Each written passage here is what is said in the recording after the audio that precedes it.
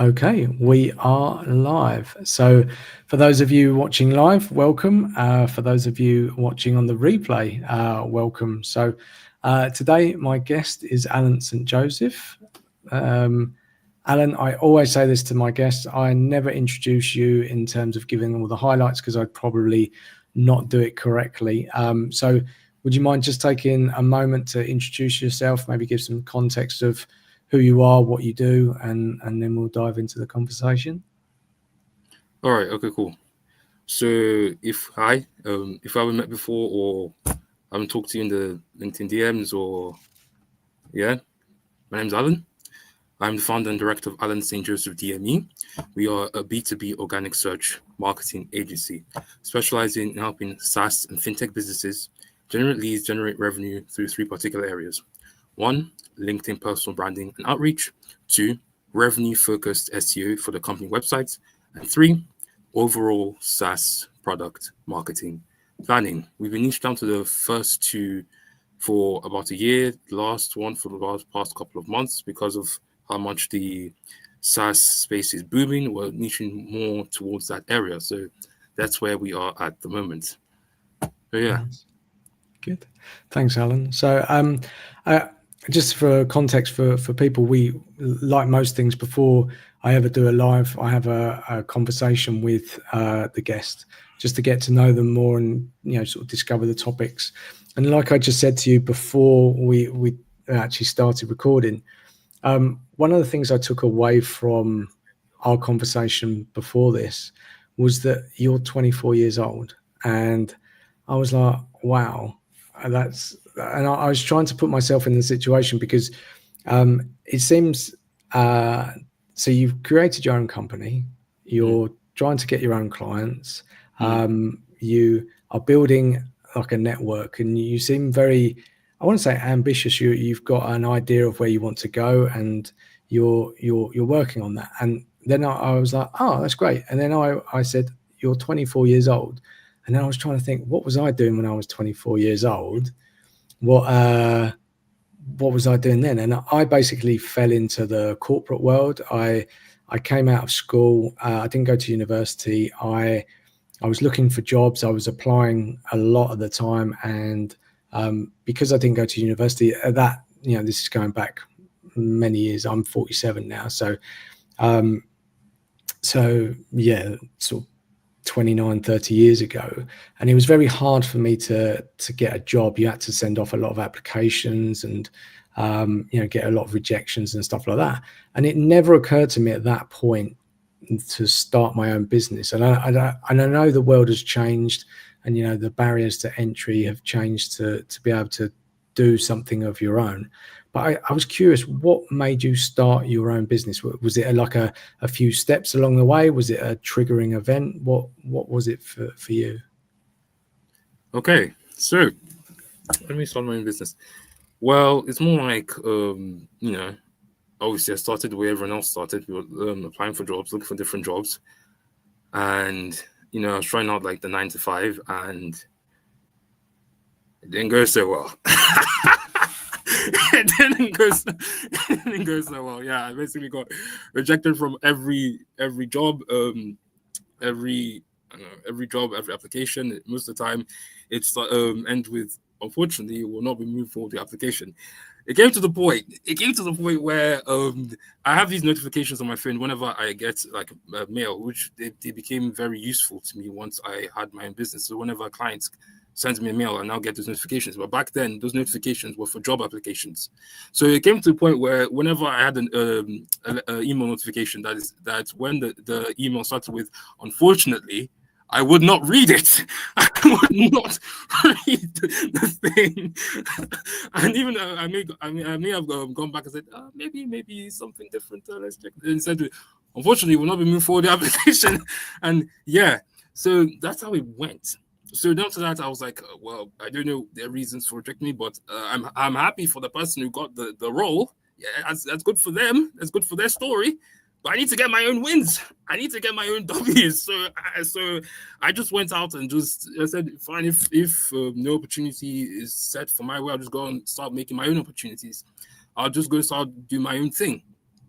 I'll just start, if no one's hiring me, I'll just hire myself. Basically, I'll just go out there and see what I can do. And you see, when I did that, that's when doors started opening. That's when income started coming in, even if it started small, and then, you know, it was up and down, but, you know, something started happening.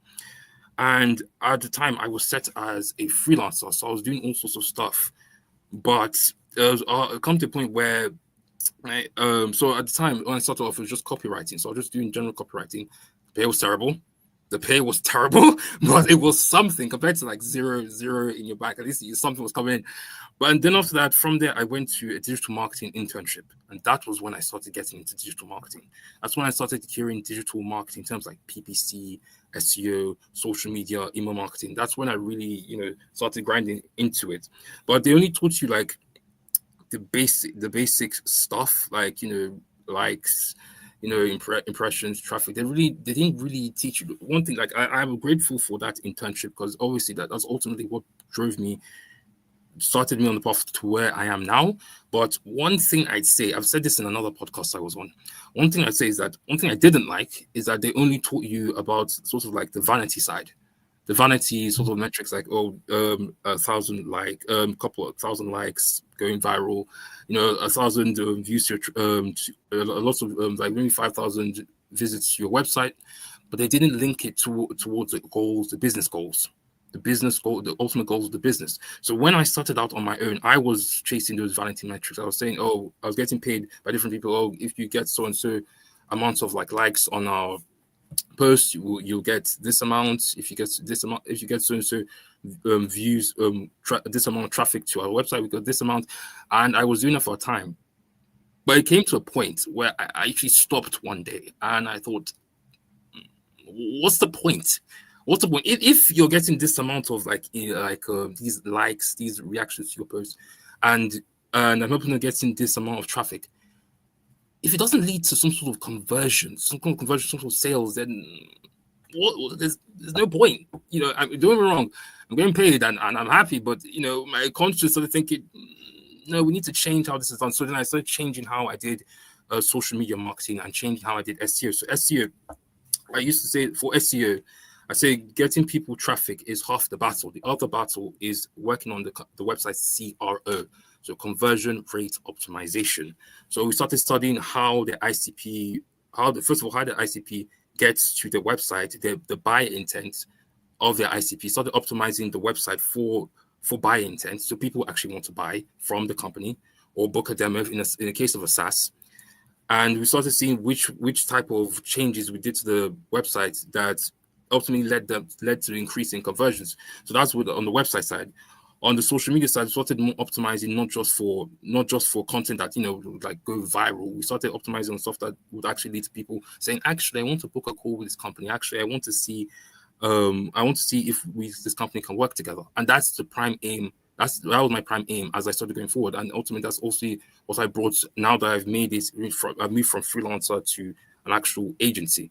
So that's what we primarily aim for conversion. You see, that's why I didn't just say, I just started, you know, when I was introducing myself, I didn't just say SEO, I said revenue focused SEO. So we want to make sure that the website, what I was saying to another guy that we were talking, I said, I was saying to this other guy that we were talking, so basically we're sort of hustling for the project. And he was like, oh, I have a company working for me in India. They're paying, or we're not paying them so much, but, you know, they're working for us. What makes you different? What makes you so special? Why should we give this this guy? And he was really driving. So I was like, why should we give this project to you, to your company, to your agency? I was like, well, you see, first of all, there's accountability. So I don't know, that company in India, they probably won't update you very often. For start. Second of all, you know, we are going to make sure our ideal aim is to get you more than just traffic. The ideal thing for us is to make your website, your company website, a money-making machine. That's our ideal aim, not just to traffic, but also to conversions. And, you know, we had in the last live I did in the SEOs of the roundtable, we had a bit of a dispute on this. It was a bit of a interesting topic. You know, SEOs focusing on focusing on actual sales being the end goal, as opposed to just traffic. And some of us were like, the prime goal of SEO is to just get traffic. Some of us were like, no, the prime goal is SEO. As traffic is half the battle, conversions is the ultimate end of the battle. And I have to stand on that side, because I told you I already thought hard about it previously, and that's where I stood. And I said, so yeah, we aim to make your website a money-making machine. Then he didn't have his camera up. I had my camera on, but his camera on. But I don't know. Maybe I just left it because I was driving. And after, from his camera, I couldn't see his face. From his time, I said, yes, that's the ideal thing we'd want as well. That's the ideal thing. See, I couldn't see his face, but I could hear it from his voice. That's what he really wanted, and that's what most business owners want. They don't. That's just why this thing is going around that a lot of business owners think SEO is dead. SEO is not dead. It's just that a lot of SEOs aren't also adding CRO, conversion rate optimization. And when you add that, that's when you see the real power of the actual search engine optimization. That's when you start to see, oh, this could actually generate us revenue. It's not just for vanity metrics. That's what, me and, my company, that's what we aim to bring to businesses, both on social media and on SEO as well. Yeah. So yeah, it's super interesting because I started on LinkedIn probably I was on LinkedIn for a little while. Then I started my own company. I was trying to be a consultant, trying to help leaders connect with their people as a consultant, just to sort of help people. But the reality was that no one was buying, no one was really interested. And one of the things, when I started out, I looked at my followers on LinkedIn because as a solo person, I was here, there was no one else. And I was just looking at followers, and it was the only metric that I could sort of show to myself that I was making progress. And I was connecting with people, and I was doing it randomly. And then all of a sudden, I signed up for a course, and this guy said, well, you can connect with 20 people a day on LinkedIn. That started me to think about followers. So now I just did that consistently 5 days a week. And so, people accepted or they didn't. And then it got me off the ground. It got me motivated to a point where I was like, oh, okay, I can see that I'm making progress, because oftentimes you can't see in business that you're making any progress whatsoever. You just have to show up. So I used the followers as a way to show myself that I was doing something was moving. But then I got to, I think it was 3,000 followers. And I remember it just clicking over to 3,000. And I don't know what I was expecting. I was expecting this, this big like hurrah, or business was going to flood my way or something like that. And then it dawned on me, and I would consider myself not the smartest person, but I'm okay. I get things. And I was like, oh yeah, it doesn't matter how many followers I've got. If I've got 100,000, if I'm not saying the right thing or I'm not reaching the right people, and I think we have to be very careful about metrics. And I know in companies, certainly, we look at metrics as a way to measure stuff, but that's not, you have to be very careful of what you're measuring, because followers doesn't equal revenue, and like you just said, and it's such a, I want to say a basic thing, but I think in the world of social media, YouTube and all these things where people say, yeah, going viral. And I don't know if there's this expectation you go viral and that means you've got loads of money coming in. There's this weird concept in my head, but I think for me, the goal is to connect with the right people and be in business for a long time, not to go viral, not to be an overnight success and then the next day drop off. And I would much rather have 1,000 followers that were interested in what I did, rather than 100,000 and then occasionally people go, and I love the way that you're thinking about that, because you were being taught something and you've questioned it. And again, I'm still thinking of myself as a 24-year-old. I signed up to everything that everyone told me. Like my parents, like the way that my dad worked, he went to work every day and he came back from work, and And I just thought that's what you had to do. And it wasn't until maybe 7-8 years ago, I read this book, The 4-Hour Workweek by Tim Ferriss. I don't know if you know it. And it basically, the whole premise of the book is about sort of freeing yourself up from working at a company and just optimizing your time. So then you could have more time for yourself to do the thing that you wanted to, whether you wanted to build your own business or anything like that. But within that book, there was so many rules that I think we just take on board. We get told stuff, especially when we work in companies. There's so much that people tell us or even don't tell us, but they imply it. And it doesn't actually serve us. It doesn't make sense. So I love the way that you've taken something and you've questioned it and you've gone, okay, likes and followers, going viral. That's fine, but that's not the goal. And I like the fact you've equated that to actually we need to change it. And it's nice that you created your own company from that. So I guess, do you have like an entrepreneurial mindset? Would you say that's something of who you are, or it's just through circumstance that you've started your own agency? What would you say? Well, I'd say in my inner self, I'm a marketer. That's who I am. It's only later on, because of circumstances and because of, doesn't matter how good you are, how good a service you provide. Ultimately, you have to make into either some form of, you have to monetize it. You have to make it some form of stream of revenue. Otherwise, you have to get some sort of either full-time or part-time job. This is just the way the world was. I was just telling a friend of mine that people pay to live. You basically pay to live. You basically pay. If you can't pay bills, if you can't pay for electricity, water, pay for your car, you basically get thrown out, basically. And that's the world we live in. So it doesn't matter how good you are at something, you need to have some form of income if you want to keep it going. So obviously from when I set out on my own, my first thing was, I'm good at marketing. I'll start doing something to do with marketing. And then later I was like, I need to monetize this. I'll try monetizing this. But you see, my prime thing was delivering a good service. But you want to make sure you deliver a good service, but ultimately you have a good business around it. It's like you can't do what you like for a living if it doesn't produce the appropriate sales to make you keep on doing it.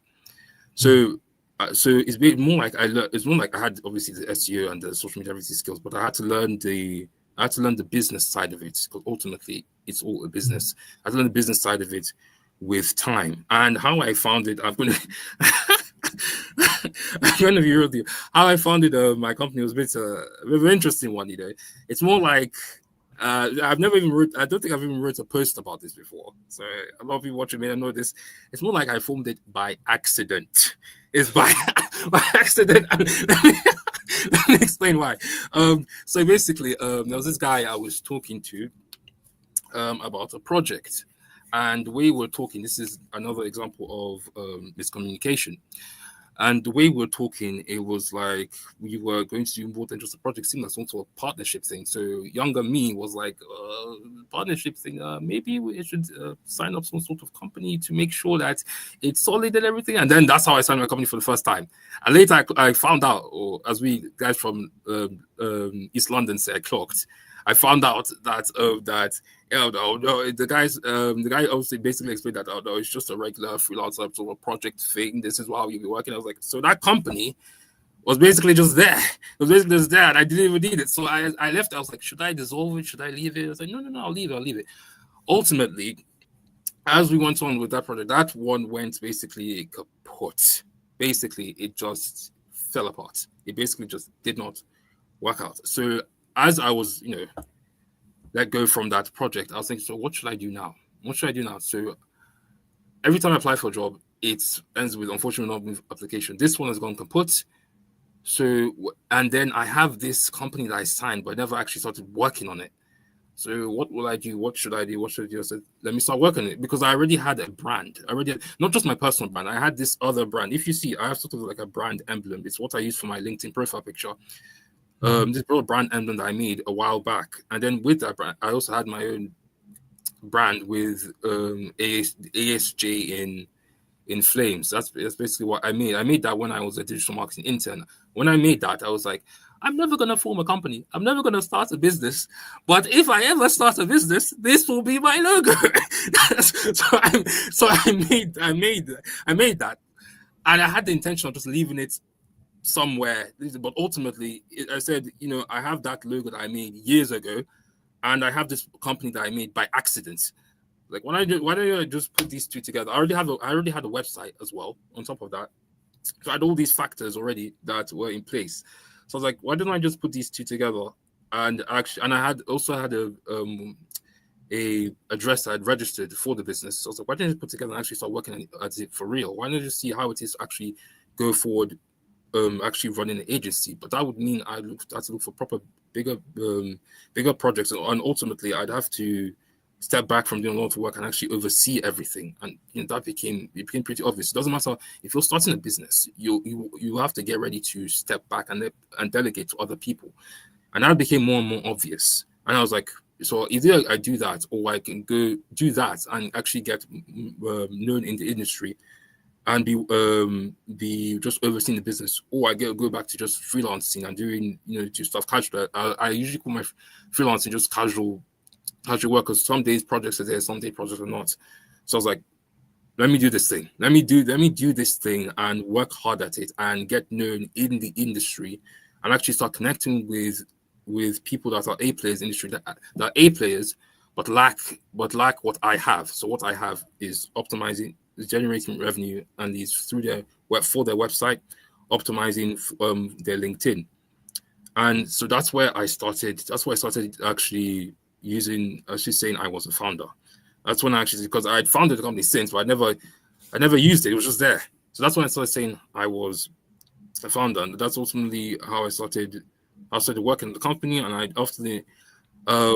I started realizing that obviously weaknesses. Needless to say, if your core self is a marketer, you're going to have weaknesses in running a business as a whole. So I was like, what am I going to do here?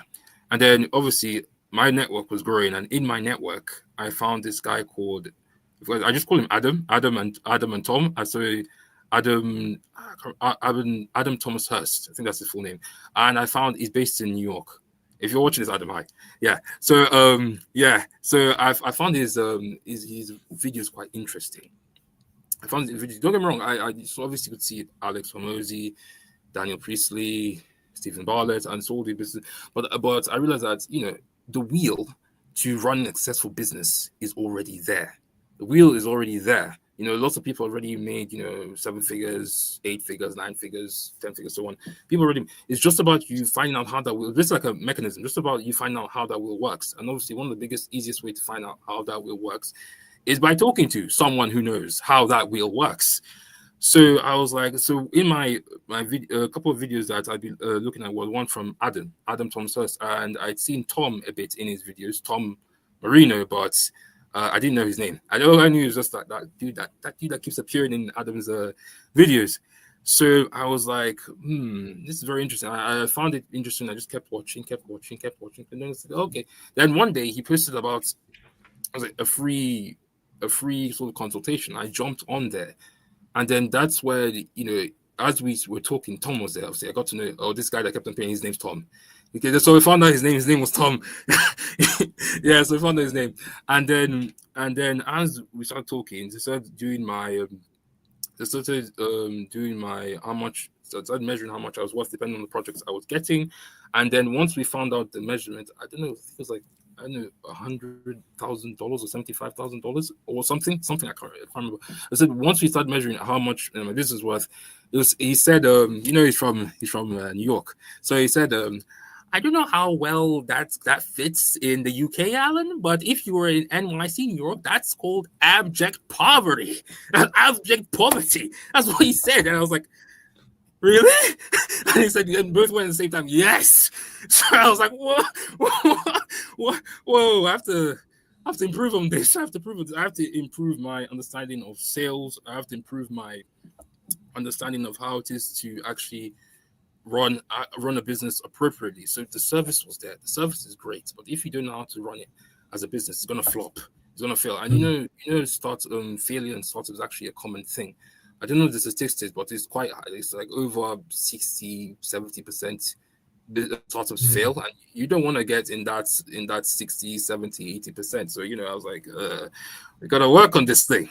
So obviously I started paying him a certain amount each month to talk what's going good, what's going well, what's going right, what's not going right, and what you need help with. That's what we were doing. And this session, I think I really told him this probably, but each session I came out of it. It's only like 2 times a week with some couple of people around the US. That's also how I jumped on call with Jeffro for the first time. Jeffro was one of the people in the SEOs Roundtable first installment, that the live I did 2 days ago. So that's when I jumped on calling for the first time. And obviously we started working piece by piece just to get a better understanding of how best to run your business, the kind of ICP you should have, the kind of where your business will flourish most. And then as I was working with Tom, it then became apparent that my agency niching down to SaaS and fintech would be really, really good, because we had already had lots of data on that sector. We knew that the AI was really making that sector boom. So it was making the tech side of it boom. It's getting very easy to build websites and build SaaSes, but the GTM strategy was weak. The GTM strategy for a lot of SaaS businesses is weak. So AI has really made the industry explode, but the GTM is still, GTM. A lot of agencies, a lot of companies that are making SaaSes are still weak with their GTM strategy. So I honed into that and started helping a couple of people. Just to stop, what's GTM? So I know ICP is Ideal Client Profile, right? Yeah. What's GTM? What does that stand for? Okay, GTM. Sorry, guys. GTM is go-to-market strategy. So how you bring your SaaS into the market that you want. Yeah, basically that's basically what it is. How you bring your SaaS into the market and how you start making it known in the market, and how you start getting clients or subscribers to that SaaS, and how you start getting contracts for that SaaS as well. So we started drawing like this, not just general market plans. We started talking to different SaaS, primarily SaaS, really the fintech SaaS, health SaaS, one or two food tech SaaSes, about started talking to them about the SaaS they had, and then started drawing what we call bespoke marketing plans for their SaaSes. So we made them pay a certain amount, and then we drew up a bespoke marketing plan for that SaaS. So we had to clarify a couple of stuff before we draw up the SaaS bespoke marketing plan. Like, have you tested the SaaS? What kind of problem is it solving? Which route do you want to go? Do you want to go the bootstrapped route, or do you want to go the investor route? Because those are two routes that SaaSes can go. Either they bootstrap it, or they get a couple of investors involved. So after we discussed with them all this stuff, we talked to them about what their prime goal is to accomplish with the SaaS, how they see the company in the next 12 months. After all of that, we then draw up a bespoke marketing plan for them. So what we call short-term, mid-term, and long-term plan. So short-term is like maybe probably a month, mid-term is like 2-3 months, and then long-term is 12 months and beyond. And beyond that. So that's what we draw. Obviously, it varies from company to company, and it really hit off well with the companies we're working with. So ultimately that's how I did SaaS marketing into that niche down. So now we have LinkedIn personal branding outreach, revenue focused SEO, and SaaS product marketing planning. So that's how that came about, and that's practically where we are right now. Nice. So, yeah. I think I took a couple of things from what you've said, is that you again, you're very open-minded, but you also understand that you don't know everything, and I think I think a lot of people convince themselves that they can do everything, but you seem to attack things by just saying, look, I don't know, and I'm going to ask, and I think this is a line that some people are worried about crossing, as in they want to start their own business or do something, and then they they go, well, I don't know this. And then they start to put excuses in the way and go, oh, well, I don't know this part of business. I don't know sales, or I don't like marketing. And you obviously knew marketing, sales. Obviously you've talked to other people and you've got coaches, and that open-mindedness and going and asking questions and going, yeah, like, what do I need to move this forward? Like you said, I've got the wheel, I've got all these things, I've started my company, you know, I've got an address, I've got a website, but they're all the spokes of the wheel. How do I get this turning? And that's it's a very interesting perspective, and I've never come across anyone that's talked about it like that before. And you this way that you think about things, and it's not I wouldn't even say it's a risk, because some people would say, oh, you take a risk of signing up for coaching or mentoring or whatever it is, but you see it as an investment to say, right, okay, this is an investment to move me forward. And that shows me you've got such an open mind to do this. And then you've talked about niching down and focusing on a certain client, and it's great that you understand your world, you understand your bit, you understand the bits that you don't understand, like as in you're aware of them. You bring people in to help you with that, and you take people's advice, but you also, you know, just going back to, you know, when we started the conversation, you said, you know, originally they told you to go viral, get likes and followers, but you've questioned that. So that feels like a very healthy way. You're open-minded, you take in input, but you can also see things that aren't serving right. You seem to have a good compass in finding the way forward. That's how I'm seeing it. Is that how you see it, or is just I'm just going to go for it? And there's something you said that I probably should touch on. When you invest in a coach, when you invest in when you invest in like a course, when you invest in you know, whatever you invest in, a course, a coach consulting, what I'd say is forget the consulting, forget the coach, invest in the person. Because when I put money down, it's not because of what the person deserves, it's because of the person I'm seeing. Because I like what I was seeing in Adam. I was so right in putting the money down for him. I'm still paying for his stuff right now. I saw when I spoke to Adam, I watched videos, and when I spoke to Adam, I said, yes, this correlates. This is the person in the video. It's not some fake. It's not some fake thing. Because a lot of people, you know, if you work in social media, you find a lot of stuff is smoke and mirrors. Some people may act all nice and pretty, yeah. And when you see them online, when you meet them IRL, they're like some dark, cold human being. You're like, what's going on here? What happened to the person I was seeing online? And you find out that it's that person you see online is fake, is not real. This is the real person. The real person is not the kind of person you want to do business with, not the kind of person you want to work with. So what I say, if you want coaching, if you want a course to like improve, if you want consultation, if you want ongoing coaching and consultation, if you want a course, invest in the person that has that thing. Because when you invest in the person, you invest in the person, you'll see the traits that you like in that thing. That's how, if you're betting money, you always invest in the human being. You know, this is why I say it's very, very important. And a lot of people, I'm saying this now, but a lot of people, a lot of business, a lot of like investors. I was talking to investors, a lot of investors last week in that Ideas Fest I went to. We were talking about previously. Yeah, a lot of investors, a lot of serial entrepreneurs, a lot of people are millions of miles ahead of me. They've already figured this out. And if you keep working at it, you eventually figure it out as well. That when you want to go into business, you have to invest in the person behind the agency, the person behind the company. Even if you're the agency doing the work, you have to think, this person I want to be, this company I want to be a client. Who are the people behind it? Can I work with these people?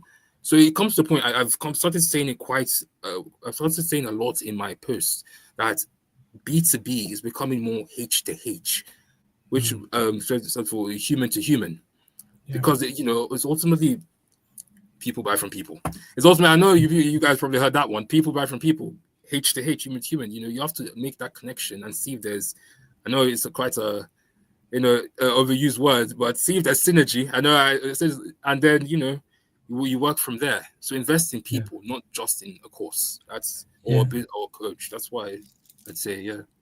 I totally agree, because again, I think there's this, misconception, especially on social media, that people want to be millionaire overnight. Don't get me wrong. If you gave me £1 million, I'd be very happy. But the reality is, you have to build that. And yeah, there are the odd outlier that does get rich for something. They've, I want to say, hacked the system, and I don't necessarily like the word hack, because it just, people want quick results, and I don't. I was one of those people, to be honest. I thought, oh, okay, I've tried to set up a digital course, and I thought, okay, get this running. It will be like a passive income, and I wouldn't need to do anything. And then, as I've gone through all of that, I sort of let that idea go a long time ago. But I started to realize that people buy from people, like you said, and there are people that are trying to automate everything, but the personal touch, when you align with someone, when you spend the time and invest in those people and understand them, and that doesn't always need to be 100% of the time, but like the way you were explaining, when you invest in someone, you're investing in that person, and you need to understand them, do your research, make sure that they're okay. Definitely jump on a call. I mean, I've jumped on calls before, and there's a hard sell behind it, and suddenly you've signed up for a course that you don't want. But that can be quite a scary world, and it can be off-putting. But I think, like you say, you seem to have a good radar and a good filter now, and that's your filter, is just about people. And we talk about trust in business, but I think I come from the banking sector, and I don't think anyone trusts banks anymore. They're only keeping their money in banks because there's no great alternative at the moment. I know there's new companies coming out and stuff like that, but I think banks broke a lot of people's trust, because they were these institutions, and basically they did a lot of things that weren't right, and people were becoming wise to that. And I from the banking side of the world, everything's supposed to be like really professional and like 100% rigid. But I've come to realize, even just doing these lives, that people are people, and people want to buy from people. They want to connect with people. I think in this world at the moment, we're so hyper connected in technology terms, but we're the loneliest that we've ever been. And there's such a flood of noise, and people promising things like that. And I think if you can filter, like you said, like the noise, and find the people that you really resonate with, and that that are going to are interested in your well-being. And yeah, sure, you've got to pay them, and that might cost you more than you can currently afford, but you find a way to do it. That in itself that's a commitment. It gives you accountability, but it also brings you closer to people that think like-mindedly. And I think this is one of those things I've heard for many, many years, that you're the average of the 5 people you surround yourself with. So when you sign up for these courses, it's not just what they'll teach you. It's just maybe the mindset, or the culture, or even the connections that they've got. And I guess that moves me on to the topic of networking, because you just mentioned it. So you obviously you had this this call, and then you had a connection. You said Jethro or something? Jethro. And so you've started networking, and then we can come and talk about this Ideas Fest that you went to. So I lay the foundations of why I'm interested in networking. So I am quite introverted. Now, that might seem a bit strange because I'm on video. I quite like being on video, but you stick me in a room full of people, and I'm like, no, I'll find a safe space in a corner where no one's looking at me. No one wants to, sort of interrogate me. I work very well on a one-to-one basis. That's where I don't know if it's because I feel safe. I'm not quite sure, but when it came to networking, there's this thing that I have, that you go, oh, I've got to go to a conference, and I've got to start speaking to people, and I've got to put myself out there. And I can be extroverted at periods of time, but I also find that very energy draining. I find it very like if I have to go and network, say I have to do it for like 2 hours, I come away and I just need to go into a dark corner and just reset and just go off. Okay, I don't want to talk to anyone. Just like, please go away. And it's fine. I can do it and it's useful. But again, as a young person, and I don't want to keep saying about your age, but I'm very impressed about that, because you seem to just be motivated to do these things. And again, we're doing this on camera, but you went to this Ideas Fest. I'd never heard about it before. Could you just explain what it is, why you went there? How did you have to get an invite? Do you have to sign up? Is it a cost? Because I know nothing about it and I'm generally quite interested. Okay, Frankie's gonna be happy about this. Frankie's you have to pay me for this. Yeah, okay. The whole crew is gonna be happy. Yeah. So, guys, if you guys are watching, so basically, Ideas Fest is the biggest, the biggest business festival in the UK. So it has roughly around 4,000 people coming. It says it's in Hertfordshire. It's in a big field in Hertfordshire, and I don't know how long it is, but Frankie has been making it big year after year. What I'll do is I'll tag them after this. I'll tag their company. They're gonna be so happy about this. Yeah. So they're getting bigger and bigger every year, and they have very, very top tier speakers. I don't know how Frankie does it. I don't know how they do it. But in the they've only been running for 3 years. So a couple of people, when I went there this year. I saw it like I've been seeing it for a couple of years, but the first 2 years, but I went this year, and a couple of people that came there, they only knew about it like 2-3 weeks ago. That's Fiona, I'm talking about you. She knows. If she's watching this, she'll know. Yeah. Yeah, so a couple of people only knew a couple of weeks before. And even I saw a couple of serial entrepreneurs. When I started talking to them, they said, we just heard about this and we just decided to stroll in and look at the place. So basically, you have to buy a ticket online on their website. So obviously, if you go first time, it's cheaper. But now I think they've recently sold out their pre-tickets. These guys are just getting free advertising here. Yeah, they've recently sold out their free tickets, their pre-tickets, and you have to wait for a bit for them to bring out their tickets again. So a couple of speakers. Why I'd say it's really good because some of the speakers, they're really exceptional. And the thing is, when you go there, people that are multi-6, multi-7, couple multi-8, very, very influential people, multi-8 business owners, serial entrepreneurs, and investors and investor companies, they're just casually walking about the place. They're just casually, it's unreal. It's casually, like, I don't know if you guys should go, go to that one post I made, a video on Ideas Fest, and I was videoing the place. And obviously, as I was walking, I was in the field. It's a field. It's a very, very nice, very fine greenery, and it's not raining. Very, very fine greenery field. And so I was just looking at the place and walking about the place. But at the same time, I noticed that Daniel Priestley was also walking about the place as well. So as I was walking, I was doing my own thing. I was walking about the place. I noticed he was walking about the place because he was talking in several events. And ultimately, I noticed him walking about the place. So I saw him. So I started using my camera because I'm a video person. I know a lot of people take photographs, but I'm more video. So I started videoing a couple of his interviews. So a couple of people, I couldn't talk to him for a bit because of several people wanted, let's get video, let's get the CEO of a company talking to him and video and such. I said, let me just wait for a bit. And I was about to talk to him. There was a guy I bumped into that he had a parrot on his arm. So he had a parrot. I didn't see that coming. That's where I was like, I'll talk to Daniel later. Let me just see this parrot. And it's in the video. Let me just see this parrot. So a couple of investors as well were looking at the parrot as well as they'll talk to Daniel, and we started talking, and then people saw Daniel. They saw Daniel. I was like, oh, it's Daniel, please let me walk. Then they stopped. They did the same thing. They stopped and they started looking at the parrot.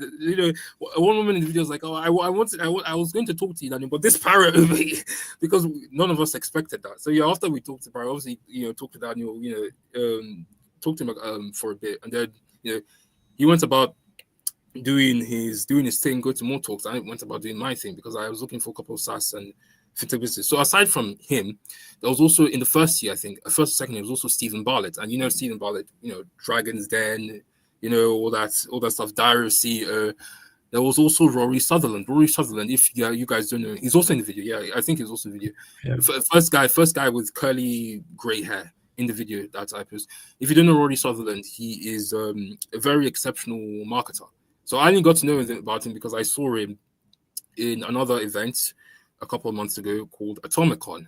These guys are just getting free advertising. Yeah, Atomicon is also the biggest conference for sales and marketing conference for SMEs, for small medium-sized businesses as well. So that's where I first saw him, and I started researching about him.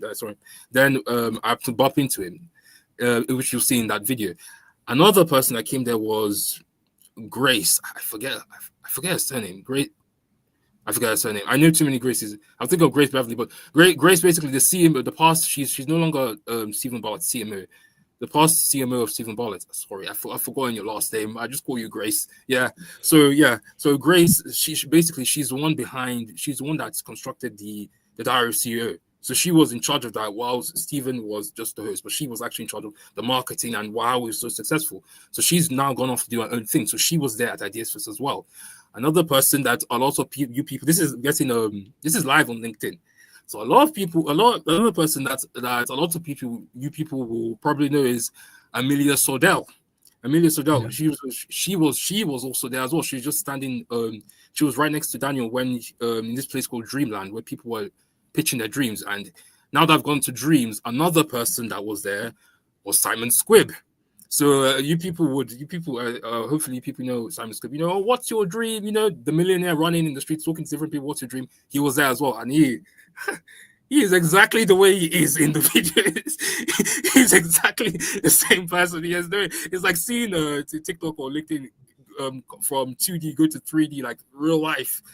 Both Amelia and Simon, they were exactly the same.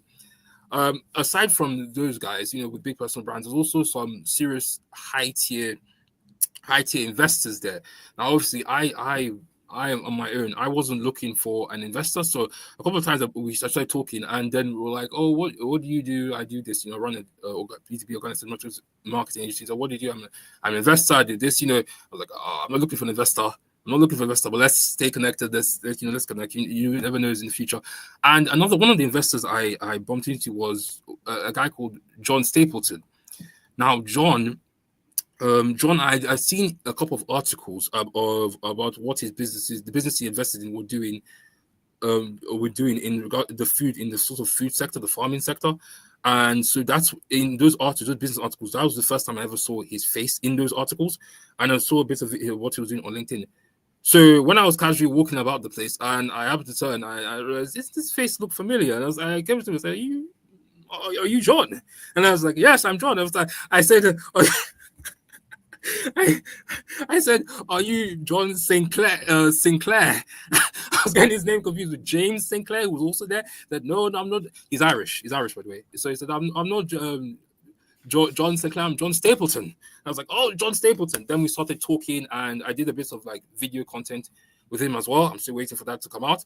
But yeah, just if you see him, if you research him, you'll see his background and everything, and he's been there for a couple of years. And so many other lots of SaaS. I was there for SaaS and fintech. Lots of SaaS and fintech. They talked about a lot of not just the insights as well. If you're looking to be like maybe a serial entrepreneur, the insights, from there, I found out I didn't know this because I use research stuff on my own. I found that the health tech sector is really growing. Food tech sector, especially post-COVID. I was talking to this scientist turned CEO. So she has a background in air science. Her name is Frankie. I forgot her last name, but shout out to Frankie there. She has a background in air science. So she started making it into a business and made a machine to measure the quality of the air, and then had a SaaS to go with it. So that's when I bumped into her and I started talking about how different stuff, and then from her and from different people found out that the health tech sector is really growing. Also ed tech as well, especially ed tech for children with maybe special needs who can't really, maybe read or slow to develop. A lot of ed tech stuff are growing. So these insights I wouldn't have known if I hadn't gone there. And on top of those, it's not even just those insights. There's also a lot of talks about just human talks about different stuff in business, about how how you treat each other in business. Lots of different business. Both I was primarily there for the insights. So you would find me in like the insights tent. That is where I was based. But every now and again, I walked around, and obviously they had this one tent called Conversations That Matter. So you really talk about hard conversations about when to start a business, about how old you should be to start a business, or the struggles of different businesses. Basically every single. I know Frankie really tried to push in. Frankie and the team, obviously, you can't do this alone. Frankie team really tried to push in every single sort of talk that is important to business owners. You really try to push in there. So you have these people with these multi-million business owners with these high personal brands. You have these investors. You have all these sort of talks about different stuff. You also had a lot of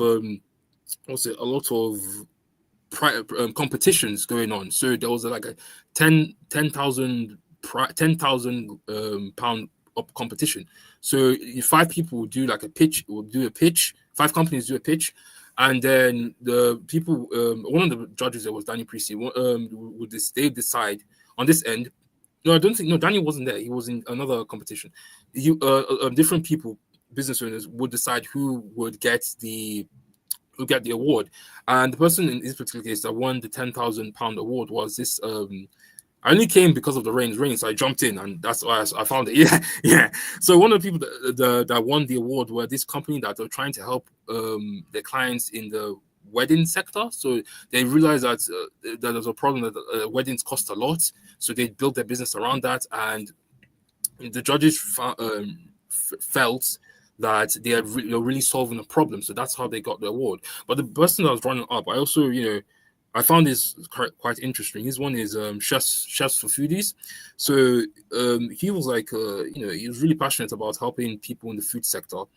So he didn't get it, but I'm currently, if you're watching this, I forget your name, man. I forget your name, but I remember your face. I met a lot of people then, yeah. If you're watching this, I forget your name, but I'll ping you if you're watching this, yeah. What happens is that I tried to, I'm still in process of trying to connect him with John Stapleton, because John, he's an entrepreneur, serial entrepreneur, but he's now going towards the more investor side. So I'm seeing, because he needed the £10,000 pride for sort of investment in his business. So I'm seeing if John can help him out there. Well, so John is a really busy guy, really successful, really up there. So it was really crazy. I happened to bump into my talk, so it was still, I'm still a bit of seeing if it will work out. So that's still up in there as well. But that wouldn't have happened if it wasn't for Ideas Fest. If I hadn't, it's really crazy. You have these top tier people in the business who are just casually walking. I said in my post, casually walking about the place. Like it's no man's business. Like it's no man's business. It's crazy. And these insights, and also the companies that come there. When I said that, a couple of the investors I was talking to, investors in particular, a couple of investors I was talking to, we got to offer and it was cool, and we we're talking. But I said I'm not looking for an investor. So the thing is, I'm not looking for an investor, but I talked to a number of investors. So I was like, okay, but if I know a business that's looking for sort of investors, I can connect you guys.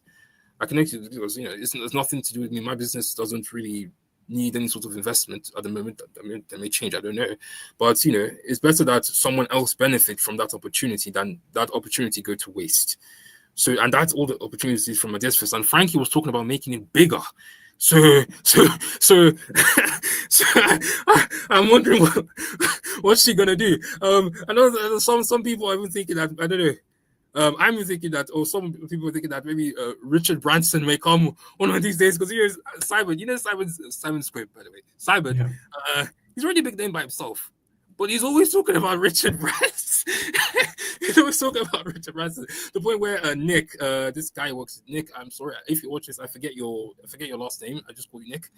There was a point where Nick was always talking about, this guy is always talking about Richard Branson. Every time Richard Branson, I didn't even notice till Nick pointed it out. I was like, he's always talking about Richard Branson. Yeah.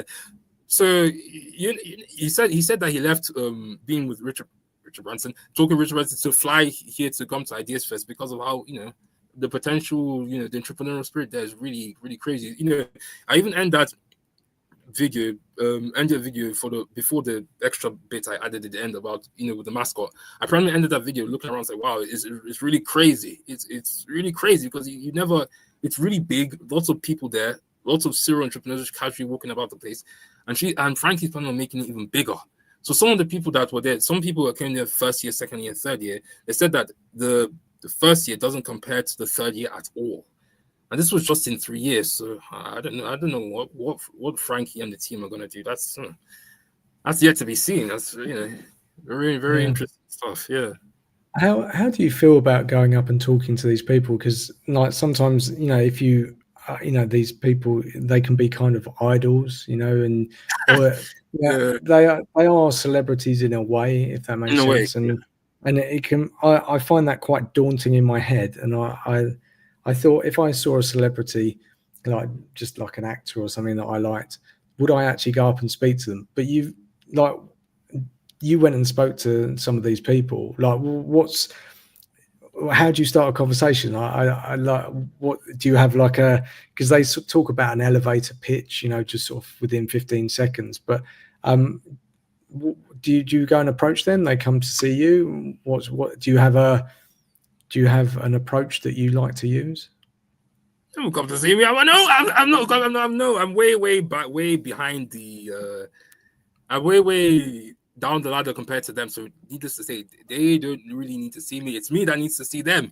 It's what if they're walking around and they see you, they might want to speak to you and just understand what you do, right? So, like you said, it's not like it's not they're ring fenced off and you can't get to them. You can walk around, like you said, and you saw Daniel Priestley. I mean, I don't know everyone that you've mentioned, but there's something in my brain going, if there's these people, what would I actually talk to them about? But you have no problem going and speaking to these people? It's not no issue for you?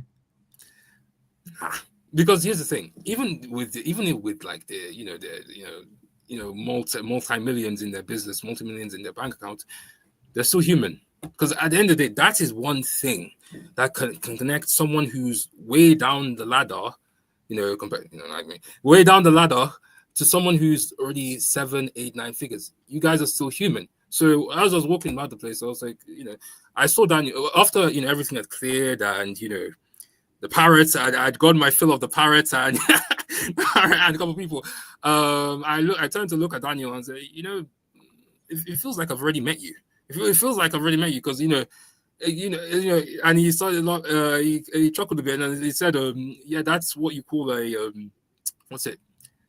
I can't remember the exact term. I think it's something like serendipitous relationship. Basically, I can't remember the term he used, but it's basically a relationship you feel with someone as you keep seeing them online."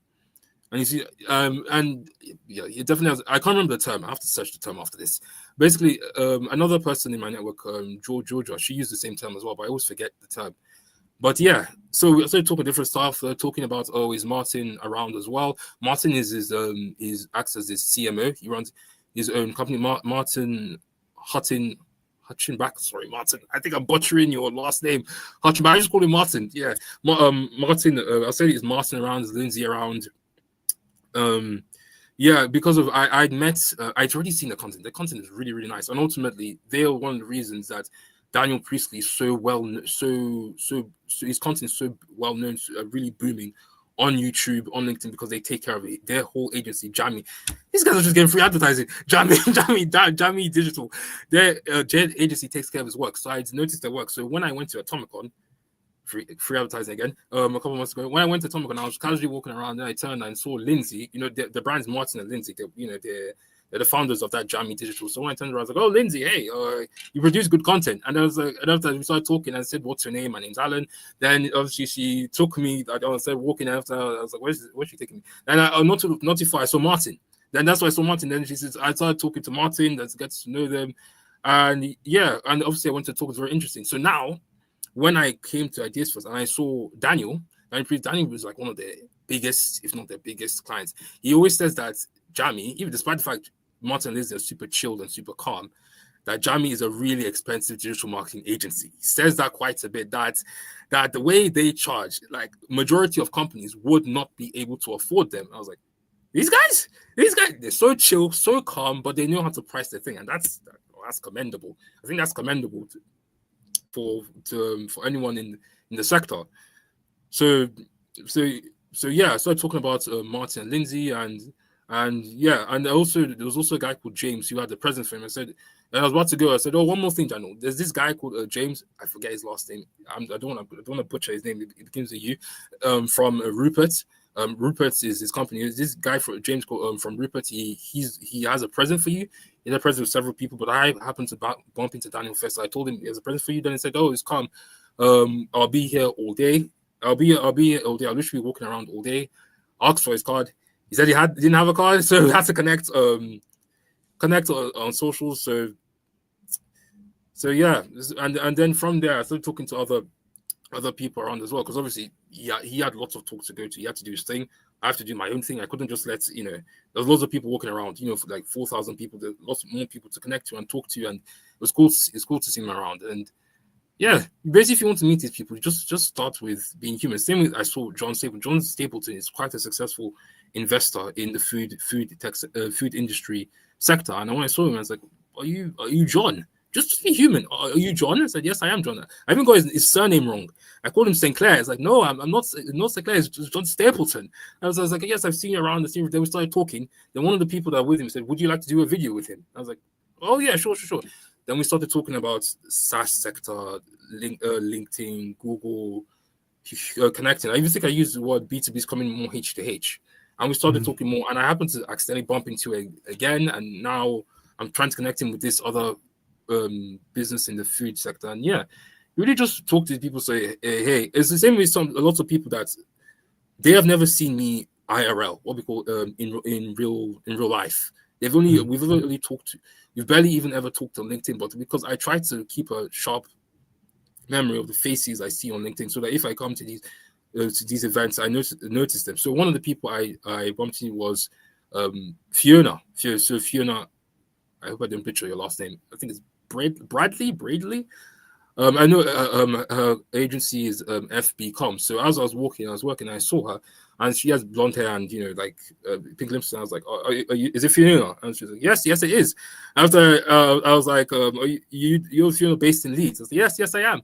After I was thinking, yeah, it's good to see you IRL. I've seen you a couple times on LinkedIn. I also primarily saw her in this kind of club called the After Work Club. Free advertising again. After Work Club. So yeah, we started talking, and the way you meet with them, the same way you meet with these people. Like I didn't get a chance to maybe talk to Amelia or talk to Simon. There's no way I was getting to him. Simon's just being swarmed by people because obviously, Simon's good people. He's a guy that makes dreams come true. For business owners, and so yeah, I was like, maybe I'll see him again another event. Who knows? And yeah, the people I could talk to, I talked to, and and also Lottie White as well. Yeah. She's one of the. If you saw my video, she's one of the people that that appeared in Dragon's Den. The way she approached, because Stephen Bartlett was about to disapprove of sort of like a business or something, and she approached to strongly disagree with him, was one of the things that made headlines, made the paper. So it was really cool to. So one of the biggest times I saw him was when she went to Dragon's Den. So it was really cool to just casually walk around and then, see her and get her on video saying that she was also one of the speakers, and several other people like that were there. Some of the people I missed, like Sima. Sima is this guy who basically. Yeah. You know Sima? Yeah. Oh. Sima, yeah, he's doing the food. The food, yeah. He was there, but I missed him. So. Oh really? Yeah.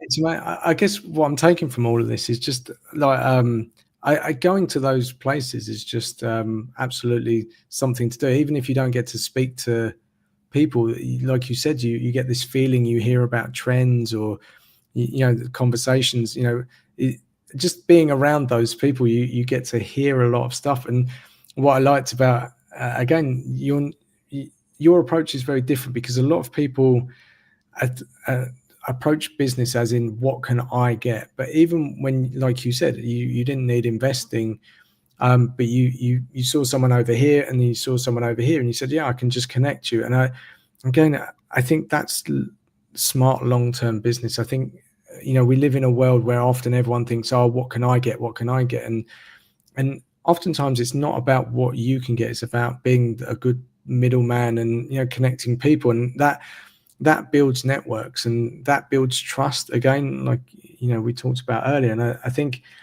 you're doing so many things very naturally, which I don't know if you're aware of, like, you're doing all of these things, but it's lovely, and it's great that you're putting yourself out there. It's great that you're thinking about these things. You're open-minded, and, you know, I've not really come across, it's not, you know, many 24-year-olds that sort of do what you do and think. But I mean, I don't know if you're connected with other 24-year-olds, and maybe it's just because I don't know that many. But I'm impressed with what you're doing, how you do it, and I want to say why you do it. It's just, you know, you've started. Sometimes it has felt like the story you've explained is like it was just circumstances that kind of led you this way, and but you're also, you know, creating your own opportunities, and that doesn't.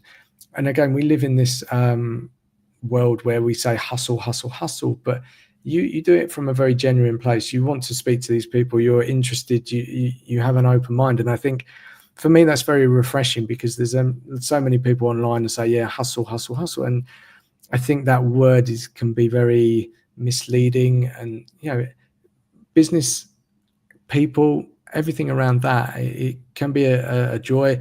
You have to create your own opportunities. You can't just sit on your sofa and expect people to come to you. And you've gone and you've spoken to these people, you've put yourself out there, you've started to network, and, yeah, and again, you're open-minded in that way that you can, you know, see, okay, I can learn from these people, I can talk to them. And I'm conscious of the time because we've gone over the hour, but I've had a great time. But I love this because I think it's very inspiring, you know, to me as I want to say an older person, 47 plus.